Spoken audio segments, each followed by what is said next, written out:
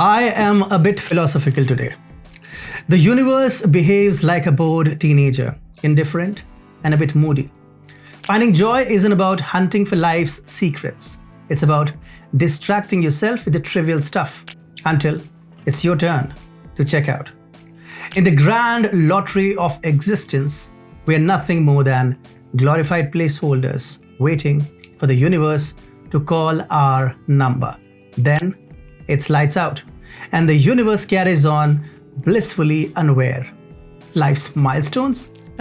They're like stickers on a grade schooler's chart, adorable attempts to add meaning to a relentless march towards the inevitable. In the end, it's not about the stickers collected, but the futile delight we had sticking them on. And there are those self-important presidents and prime ministers strutting around like peacocks at a beauty pageant, discussing policies as if they were spinning the yarn of humanity's fate. Let's face it, in the universal bingo game, they're not even the caller. They're the dabbers, just marking time. They pontificate and posture while the universe doesn't even bother to yawn. Their political dance, as impactful as a hiccup in a hurricane.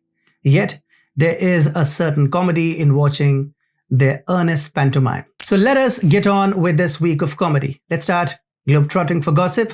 I am Atul Mishra.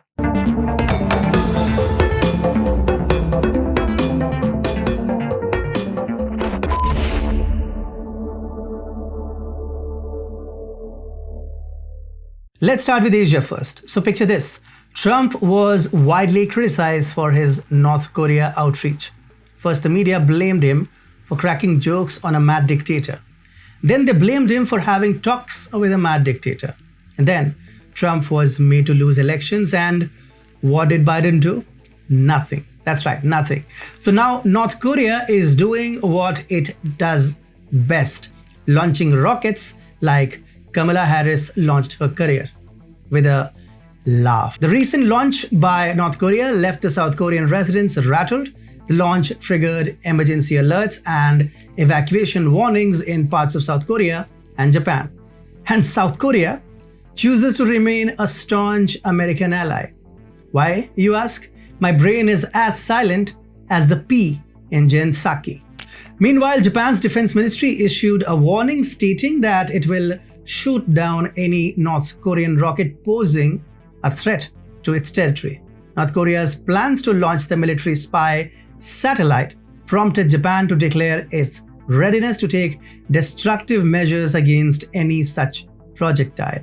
No, I'm sure, dear Kishida, you will do anything to destroy your enemies, but you have a senile boss sitting in the White House, reminiscing about the turtle that was born on his exact birth date and how it died a perfectly biological death decades ago.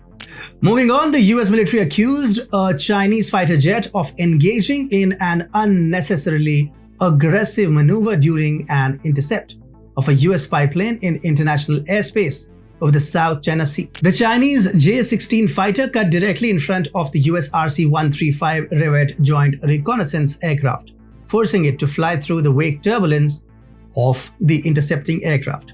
Okay, being an Indian, hatred for China is my inheritance. But how exactly are spy planes supposed to be intercepted? Petal showers? Or sing full Kanye West style? Now that don't kill me, can only make me stronger. I need you to hurry up now, cause I can't wait much longer. No, it doesn't work like that. Anyway, let's move to Europe. You stay in a nice and quiet neighborhood. Then some ruffians illegally buy properties there. Now every day is a stinking mess with these lawless rascals around. You try to kick them out of the neighborhood by force, but big guys from a faraway neighborhood rescue them and declare their settlement legal. How will you feel? This is the story of Serbia and Kosovo. Serbia, the nice and quiet neighborhood, became a stinking mess of lawless, illegal Muslim immigrants. Serbs tried to kick them out, but big guys from NATO took a part of Serbia and named it Kosovo. But there is a thing about tough guys. They always get tougher guys to deal with, and that tougher guy is Putin. With the blessings of Vladimir Putin, Serbia is moving its army closer to Kosovo borders. Vučić, the Serbian president, has issued a firm warning to Albin Kurti that he should stop provoking Serbs again and again, or else end up being the Zelensky of Balkans. Zelensky of Balkans. Only legends turn into adjectives within their lifetimes. Now, Kosovo is shaking in its boots because NATO has gone on an extended pee break. Ursula von der Leyen has seen so much power now that any challenge to her authority gives her night terrors. She's all like, "I'm the chief of the European Union, you stupid little farce. These people should be begging me. That door should be half its height so that people can only approach me in my office on their goddamn knees." To which Hungary coolly responds, "I've been trying to get on the EU chair every single year, to get to sit in an air-conditioned room, judging fellow EU members, handing their moral compasses back to them, while my lunch was paid for. That is the life." Hungary is all set to take the EU presidency in a year and a half, and Ursula has gotten her ovaries in a twist. She's now checking prospects of how to delay Hungary's chance of resetting the EU. Won't happen, you shriveled raisin. Won't happen. When you look at someone through rose-colored glasses, all the red flags just look like, well, flags. EU nations have been so damn left that they forgot to see the red flags. But Spain is about to go conservative very soon.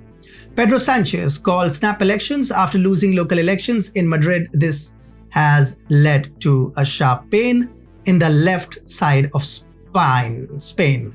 The conservative Vox party, which was nowhere 2 years ago, has left everyone baffled with their eyes. Good for the Spaniards, I guess. EU was born with a leak, and any goodness it started with just slowly spilled out of it, and now it's all gone, and it will never get it back. Realizing this, Hungary and Greece have joined hands and made it clear to the EU that they won't be participating in the sanction this, sanction that drama, and that they will take action against those hounding their businesses linked with Russia. Let's move to Africa now. The English language cannot fully capture the depth and complexity of America's interventionist policies, so I am incorporating an emoji to better express myself.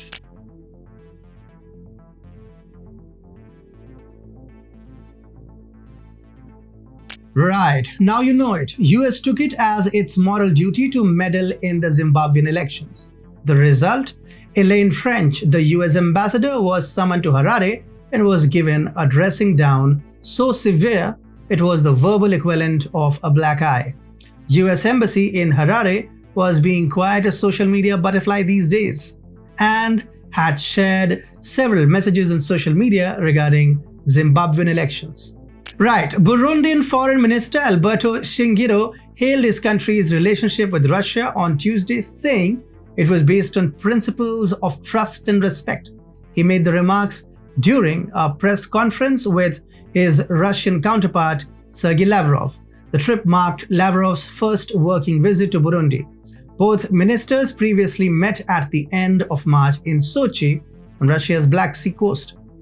Biden was last seen yelling at a cloud, screaming, "All I ever wanted to be was your friend, and you treat me like a big joke. You think I don't notice? Why don't you like me?" Dear United Nations, it's wrong to assume that just because some are doing it, everyone should be doing it. UN has urged Uganda to rethink its new Anti-Homosexuality Act, which imposes harsh penalties for citizens who promote gay lifestyles. The UN Secretary General pointed out that the measure conflicts with key international treaties and violates the rights of Ugandan citizens. The truth is, the pathetically, stupidly, inconveniently obvious truth is that agencies should behave like agencies, not moral police. Let us move to US and Canada now. Sometimes Biden administration starts a search and doesn't even know where it's going. It just hopes that it will find it along the way. The Little Moscow raid at the Trump Towers complex in Sunny Isles Beach is a similar operation. The only thing Biden administration is not good at is screwing up, because it is bloody great at it.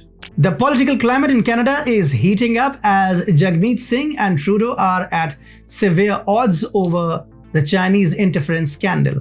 NDP has introduced a new proposal to surround Trudeau and persuade him to appoint a new rapporteur independent of Justin Trudeau family ties.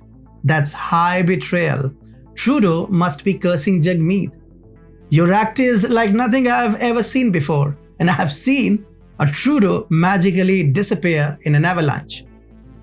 And we have come to the end of the show, ending the show with a philosophical rant too. Make peace with what you have. If not, you'll simply grow older, more stubborn, and increasingly isolated. You might try to fill the emptiness with friendships, professional accomplishments, or even casual sex, but those efforts will fall short as the void remains unfulfilled.